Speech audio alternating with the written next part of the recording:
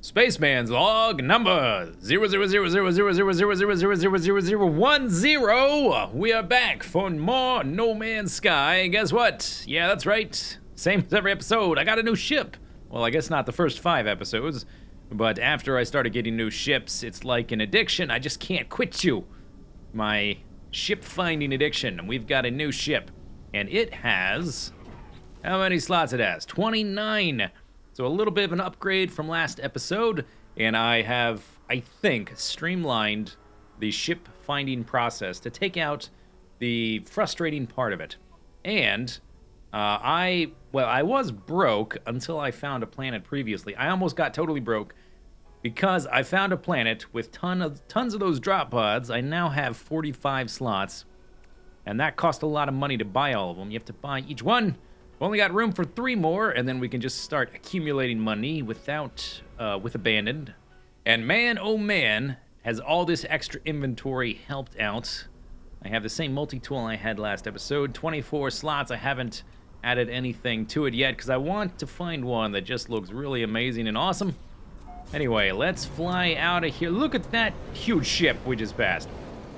So I've had some requests to land on a moon. I don't think it's going to be very different from the planets, but there's a moon and there's a planet. There is also an anomaly in the system, and we are 1 jump away from the next Atlas interface. So I want to do all those things this episode. I want to show you the streamlined method to finding a crashed ship. I want to explore moon. I want to look at the anomaly, and I want to go look at the next interface to see maybe if we've done enough to get our Atlas Pass version 2.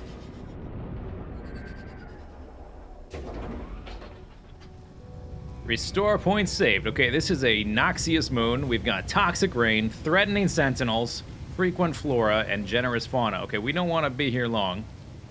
But I landed in this spot on purpose. Let's go find the little save spot. If there is one. Yeah, here it is. So that it doesn't keep showing up on my scans, so we know that we've been here. Not worried about saving it. I'm more worried about not coming back here again. So here's what I discovered. I'm gonna make a few of these things, these bypass chips. Almost everything you interact with in this game, you interact with it once, and that's it. Case in point, if I interact with this guy, damage machinery, we get a blueprint. I already had that one, but now we can't interact with it anymore. These things, signal scanners, they're different. You can interact with them as many times as you want, and they will keep showing up. New things. Uh-oh. Okay, let's find the transmission quickly. Then we gotta fight that guy. Scanning for transmissions. Transmission tower. That's what you want. Transmission towers. Okay, let me kill this guy. Okay. Let's loot his little doohickey. Titanium dispenser. Anyone else? Okay, we got it. All right, so now we can use the thing again, and if we want, we can try to find another transmission tower.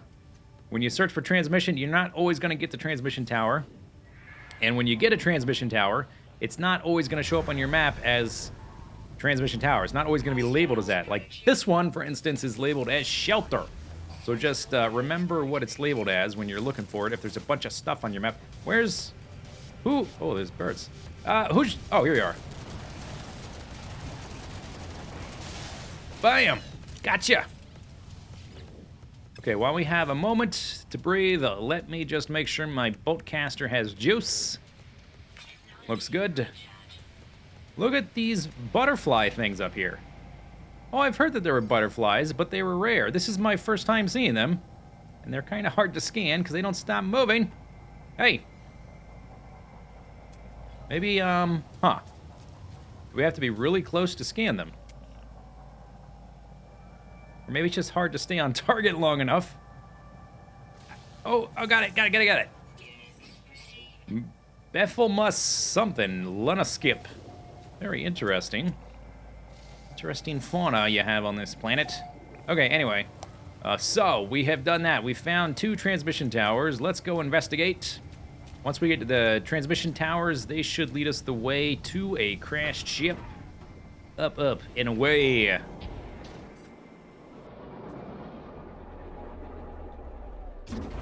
There we go. There is the transmission tower. If you recognize the artwork for the building and you happen to just see one, you can skip that first step. But those little guys, these things, these are very common. These are very easy to find on any planet I've been on.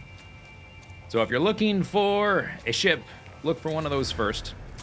And the important thing that I didn't realize for a while is that you can use them repeatedly over and over until you get the result you want. All right, we have a Gek friend. Let's do this first. This will probably be some kind of puzzle. Static from several hissing frequencies mingle off-puttingly with a repeating signal.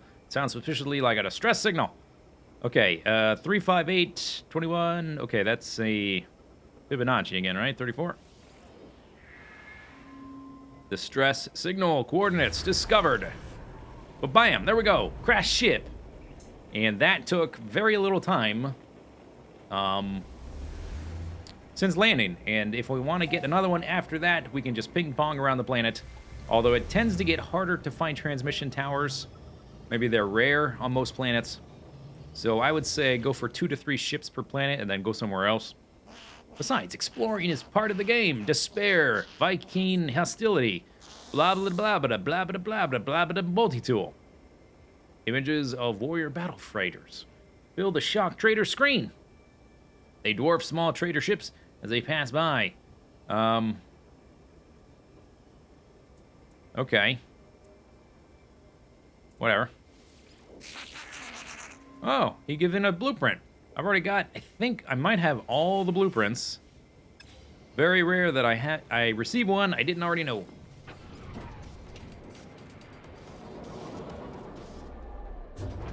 All right, what do we have? Besides a giant tentacle plant with a mushroom top, which I think I already scanned. Nope, I didn't. We will name you Hakarura. All right, so we got a spaceship. Current spaceship has 29 slots. In my experience, it's about 50% that it's gonna be either one up or one down.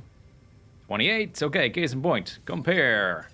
It is one less than my current one. That's okay, because we just discovered a transmission tower. Since I can get the transmission towers so much more consistently now, the frustration factor has definitely diminished a lot. It was feeling very grindy trying to leapfrog all the way to a level 48 ship. And since we're leapfrogging so often, it's not really worth it to spend a bunch of time outfitting your ship with rare minerals to make some of that technology, put it to use. If you're just going to get rid of the ship in a very short amount of time.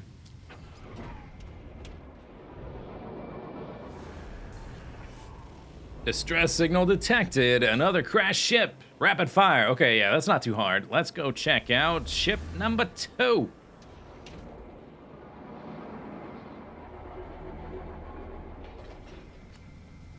All right, ship number 2. Man, these trees are awesome.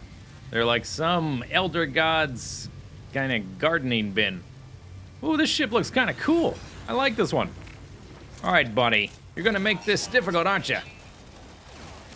All right, give me some of that titanium. I might need it here. Okay, cross your fingers. The fact that oh, yes. Okay, good. We struck out the last one. Oh, and it's pink or magenta or kind of somewhere in the middle. Good. All right, we need to come back to this after... I need to deal with this in stages. Because we've got aggressive robots. And since the robots are so aggressive here, I think what I'm going to do... Uh-oh.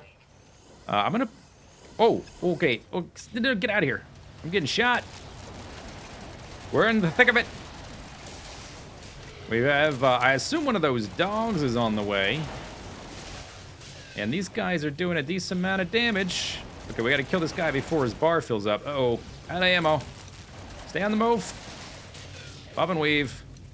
Yeah, we need to be quick about this. So what I want to do is fill my inventory with as much as possible. So when I'm in that, I don't have to be in that dialogue for long. Then I'm gonna get rid of as much of this stuff as I can. Some of this stuff is default, so I can't. Okay, good. And let's see if I can put any of this stuff, stack it up in my inventory. Good, okay. Oh, okay. And then let's Before we get attacked again, let me just fill up my bolt caster and that kind of stuff.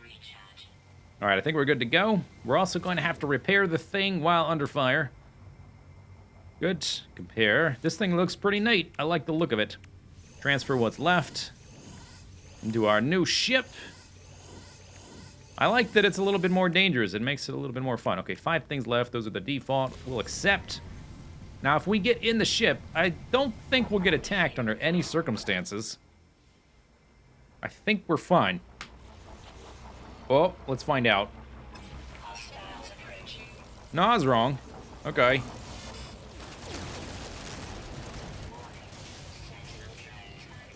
Yeah, Sentinel drones. Okay, so we need the launch thrusters. If we're up in the air, we're 100% okay.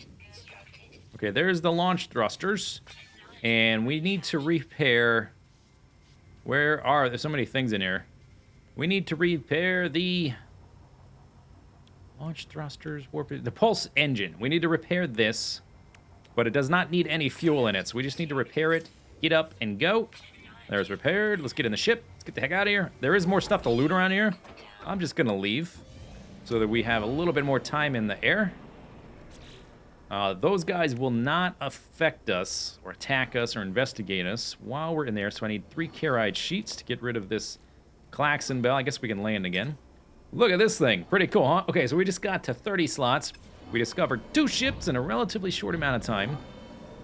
If the game presents you with something grindy, try to find the most efficient way to deal with that mechanic or whatever. Let's just land wherever. And I think I'm going to repair up the ship a bit more, and then we're going to head straight... Oops. We're going to head straight for the planet. This was the moon, and now we're going to the planet.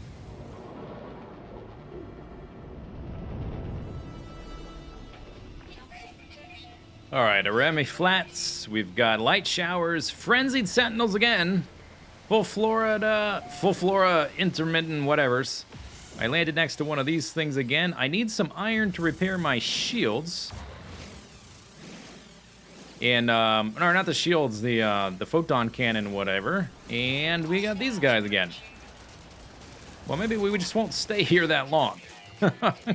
Or maybe we can make do. It's probably not that big a deal. We're surviving, and it makes it a little bit more fun.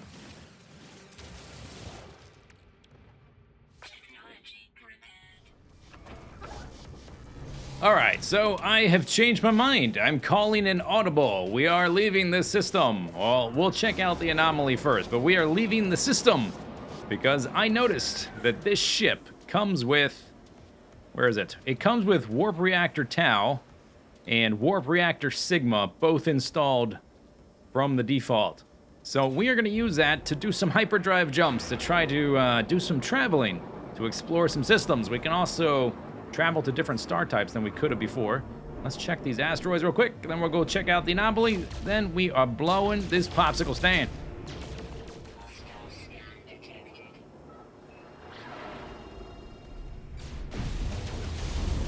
Oh, I think my weapons have lock on. Oh, my shields. Uh-oh. Shields. Recharge, please. Recharge. Apparently, I'm carrying valuable cargo because we're getting attacked. Yeah, you're dead. So it seems like this weapon, some of the upgrades have some kind of lock-on capability. See right there? I can't even see the guy, but my weapon is still hitting him after I've locked on once. But it does seem like I do lose the target. Okay, let's follow them over.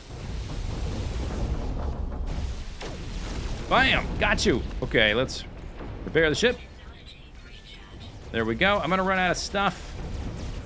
It's important if you're carrying anything of value, just have a whole bunch of zinc and iron and other things, whatever, titanium, whatever it takes to repair your shields. Have a lot of that on you. I can't follow him. He's tracking me too much. I've tried boosting around in these fights, and it doesn't seem to be very useful. Like, you mostly want to just circle around and try to shoot them and kill them as quickly as possible. You're dead. Okay, is there any more? Did we get them? I'm gonna recharge anyway. Oh, I have a little rechargey thing. Yeah, they're defeated. Okay, awesome. I think we will get some reputation for that. Anyway, onward to the anomaly. Sweet. All right, our little system hopper has landed in the anomaly. Let's go see what we find. We have looked at these before, but I'm not sure exactly how much they're gonna vary. Guess we'll find out. Look at this crazy Game of Thrones intro looking thing. Okay, so we've got a Gek and a Korvax again, just like the other one. Priest Entity Nada. Repeated visitor, welcome, assistance again. I have definitely not been to this one before. Oh, I see what this is for. So if you decide not to follow the path of the Atlas, regret your decision, and want to go back to it, you can just go back to one of these. Alright, I don't need either of these. Just give me some resources, I guess. Okay, so they give me a gift. And they gave me a gift I already knew. Do these open? That's not a door. What about back here?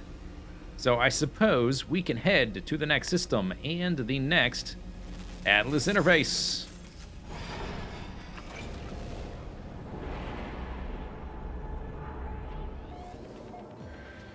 There we go. All right, so here we are in a new system. There's an interesting looking planet right there. Let's just scan around before we head into the interface. Oh, look, there's one. There's the base, warped 15 times. There's another one there. Yeah, I'm not even certain that that moon, quote-unquote, we landed on previously was a moon. Because they're both listed as planets. I wonder if there is any real distinction for moons. Because these are all listed as planets. I wonder if it's just regarding... Because I know I've landed on one before. And I've definitely been in systems with them. But all of those are listed as planets, so I wonder if it's just their relative size and position within this configuration, which is not really a system. They don't orbit around each other. There's no orbital mechanics. If there were, it would be terribly tedious to get from A to B.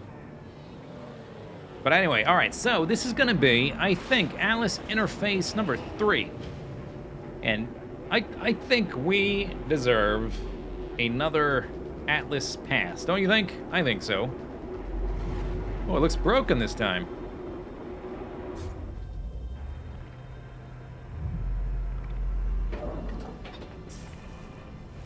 Huh.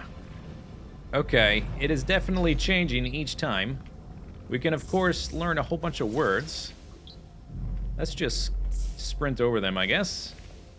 Or tell you what, I'll do that afterwards and just, like, edit it out or whatever. Korvax for technology. Learning all kinds of stuff. This is a really good way to learn a language. Much faster than trying to do it on a planet. Okay, let's go talk... Oop. Blueprint for... Oh, I already knew it. Great. I got a blueprint for staying on this. We got a blueprint on these guys. And we should also get... Previously, we've gotten warp cells and Atlas stones and stuff. Okay, here we go.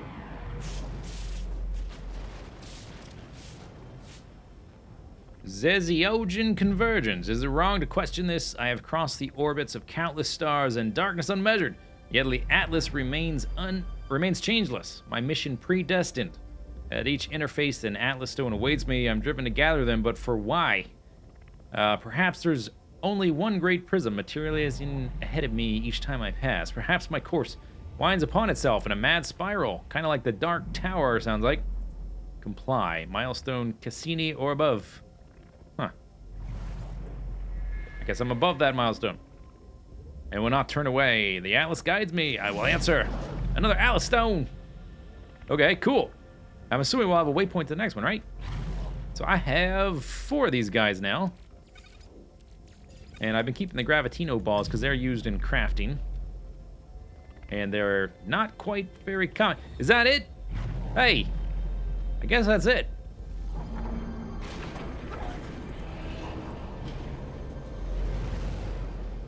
Okay, so here's the map.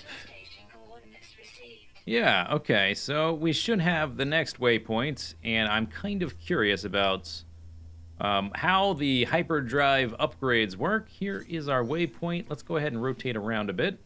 So the upgrades let you jump farther. They also let you jump to different star types. So now we should be able to jump to the red stars and also... I'm not sure what the third classification is, but we should be able to get to the third type. And we should be able to do more than one of these at a time.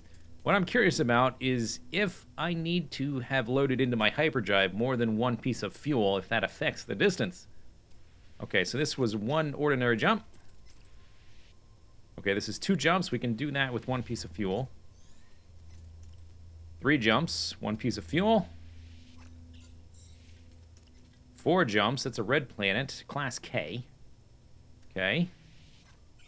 5 jumps. I'm kind of guessing that the amount of fuel doesn't really matter. Oh, the green stars? Maybe the green stars are the, maybe the green stars are the 3rd one. Okay, we can get all the way to the next Atlas with 1 piece of fuel. Why not? Let's do it. Hyperdrive, engage, warp 9, etc.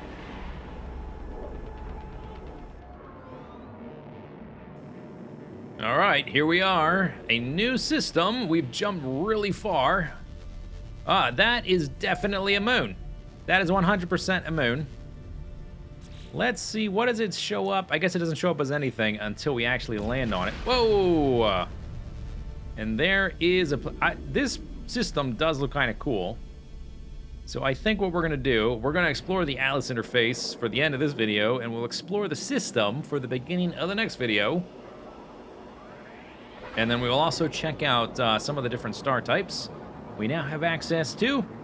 But this should be, I think, the 4th Atlas interface. If this doesn't get... it's going to give me a bunch of words, but if it doesn't get me that Atlas Pass version 2, I don't know what will. Okay, this is very different. Okay, this has got to be something significant. We have 3 floating humanoid figures. I'm guessing that's one of each of the 3 species that we've encountered. The Gek, the Viking, and the Korvax. And I'm just going to skip straight to that. I will worry about the words later off camera. All right, I already knew that recipe. Surely this will get us Atlas Pass version 2, right? Because this seems very significant, this. It also looks like... what's back there? Oh, that's just symbols in the wall, little sheep things. All right, I'm going to interact. Well, blam. What's going on?